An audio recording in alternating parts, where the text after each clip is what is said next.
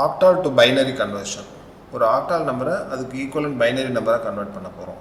இதுக்கு நமக்கு octal to binary table தெரியணும். இப்போ இது octal பைனரி ஒரு நான் டேபிளே எழுதுகிறேன் பார்த்துக்கோங்க.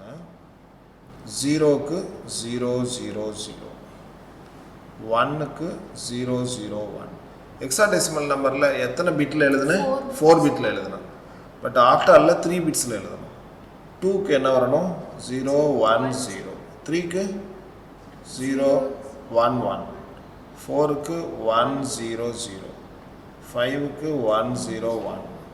6க்கு 1 1 0. 7க்கு 1 1 1. இதுதான் ஆக்டால் டு பைனரி டேபிள்.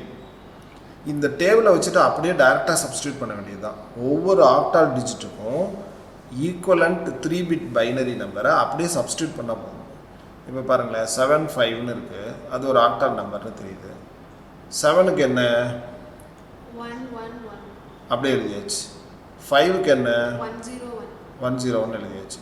அப்படியே 6 பிட்டையும் கலெக்ட் பண்ணி எழுதிட்டேன். 111 101 பேஸ் 2ன்னு போட்டாச்சு. அவ்வளோதான்.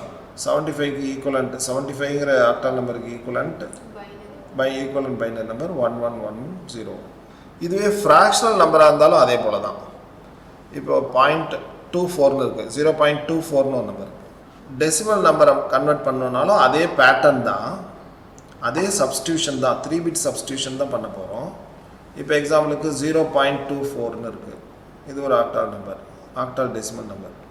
இந்த பாயிண்ட்டுக்கு அப்புறம் உள்ள 2 இருக்குல்ல, 2க்கு என்ன?